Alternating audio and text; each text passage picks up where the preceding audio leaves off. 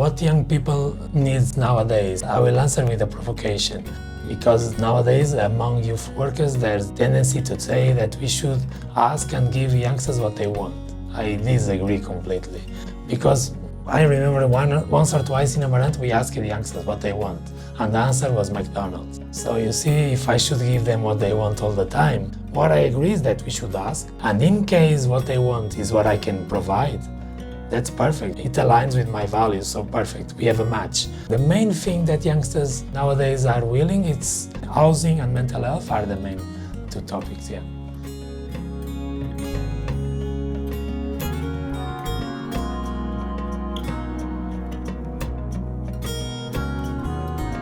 Our main mission is to promote healthy lifestyles among young people. And we mainly use two methodologies, food and sports. For example, we use fair trade, local and organic product to promote healthy food, or we use kayak and mountain bike as sports that are connected with nature, that are green, that are in a way healthy as well. So besides kayak and mountain bikes that we do, it's mainly develop European projects and volunteer activities that support the local community. So we have a list of around 14 places where our volunteers are going in a daily basis to support schools, elderly centers, disabled centers, organic farmers. So we go to the list of local stakeholders and we support them with our international volunteers. To build up such kind of space, it takes a lot of time and resilience. Nothing that you see today was like that in the beginning. So we mainly, I would say that our main strength was to keep on our values. And it was very hard. We dedicate our first year of activity to promote our values. Make no mistakes, we're telling the community, the youngsters, we are like this. Don't expect us to be like that. We are like this. It was not easy, they were complaining in a way, so there was no hamburgers, there was no typical food or activity from a youth perspective. So yeah, it was very hard to speak with all the partners, with the community that we are different, we are not going to change just because we got this place. And then the second year we said, but okay, we are so different and so alternative that we need to have partners. Otherwise, alone we will not change the world. So we dedicate the second year to our partnerships. It's a pioneer case, by the way, in Portugal. And with the work of our volunteers, we are breaking a bit the stereotype on how we were that alternative. And still today, I would say that we changed the game. Now we have a lot of people willing to work with us and not any longer us willing to work with a lot of people. So it's very funny that in a way now we are recognized, we are credible, and we kept our values. And of course we needed to have financial support to develop our activities. Our model of development is as well quite alternative. We are not depending on local or national funds. We are not even asking. All our outcome and budget comes from two different sources, mainly. One is work, so we manage a restaurant, a bar, the hostel that bring us some income, and the rest is from project applications we do mainly to Erasmus Plus program. If I depend on others to give me money, I will be always depending on others. In this case, we created a model that we depend mainly on us. So if we are good enough to get approved with projects, we survive. If we start to be lazy and not doing our job properly, we might get some problem. In the beginning, it was not easy to manage the hostel, the bar and the restaurant. Why? Because we had values. So by being strict to our values, vegetarian food, organic products, it was very hard. No one was coming. We had 1 or 2 clients average per day. It was a disaster. And everybody was telling us in the local community, Miguel, forget it.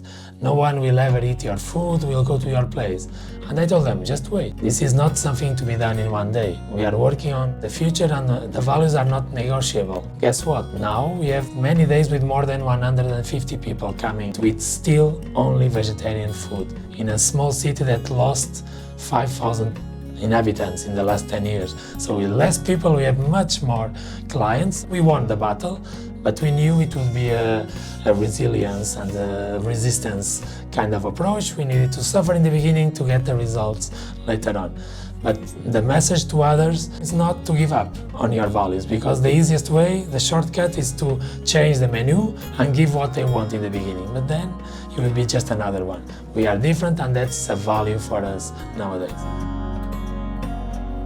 One of the examples that I can mention as a part of our sustainability journey in Casa da Juventude is a project called Greendex that was created in 2023.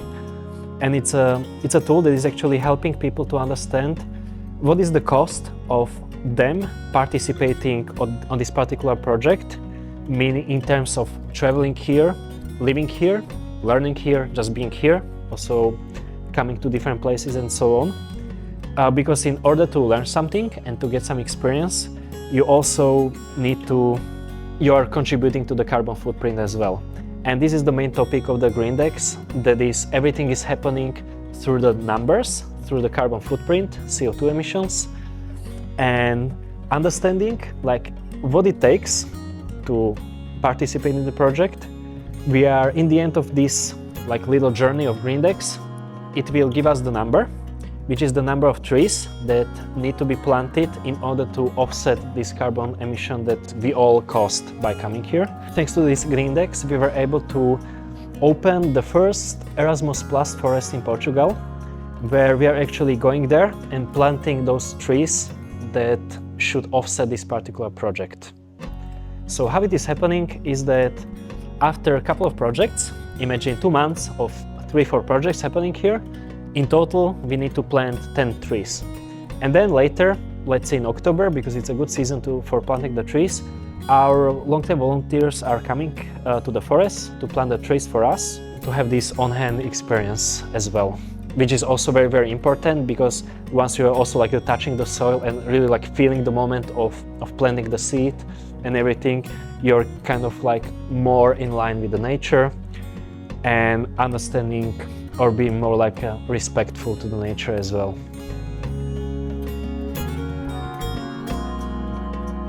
For me, working this whole week here in Amarante and different farms around the city was absolutely fantastic. That was my first time like working with my hands in agriculture sector, and I discovered that these people who work like that every year, every day, and dedicated their whole lives to this particular job, I would say, are absolute heroes for me. And I couldn't imagine that this kind of a job would be so hard to do. I'm glad that I tried myself in such activities, and I would definitely try this somewhere else, or maybe next year here. This week for me was amazing. The purpose for me was to come here and find community, to find people who also wanted to come and connect with others and to make change and impact on the world. Because in the world that we're living in right now feels very lonely. It feels like there's so much going on every single day. This week also, for me, brought a lot of joy, a lot of hope, a lot of laughter, and with the laughter and the hope, a spark of something to kind of carry with me to my next steps and everything, where I'm going next, so that I'm also really looking forward to as well. Casa da Juventude has always been about this community, and I could feel it here every single moment. So I'm really thankful to them for also providing me and the rest of the group with that as well. One thing that the owner of Casa da Juventude mentioned to us in the beginning was this concept, which has been studied as well, about the 70% versus the 30% of the population, and needing 30% of people to create change. And something that I really took from that, and actually talked to everyone else about afterwards, is that each one of us really needs to be part of that 30%. If there are moments that move personally, Yes, people speak about after COVID, but it's not. I think we are, I always insist the community, the volunteering and the feeling of supporting each other, because I see really young people that are a bit left alone or with their problem, sometimes are mental disease or like depression, situation that they cannot handle by themselves. Sometimes they come here to feel saved or to don't feel alone. This is worrying me a lot. Personally, it's something that it touched me a lot, and I'm too empathic sometimes. And when I see this, a part of the work that I'm doing, I'm always questioning myself how I can move more people to see this. Because in political level, we need to see this. Now we will change the program in a European level also, but we are not moving to the direction to support them. We are forgetting them a lot. At the moment, the young people are not so strong, but it's our fault. It's really important to spread the approach of community approach to people. I think we want a sustainable life, we want like a greener life, we want a better life. And what we are living right now, it's not good. It's not good at all in all the part of the world. So I believe that we need to recover, like as a human being, what we are. We are good as a community when we help each other. So, and this is the message that in my projects, long term and short term, the ones I support and I facilitate, I try to pass to the message. This is my message. Okay, I think it's worth to make people have a less individual approach, more oriented to others. Because we change. When we help, we also receive a lot.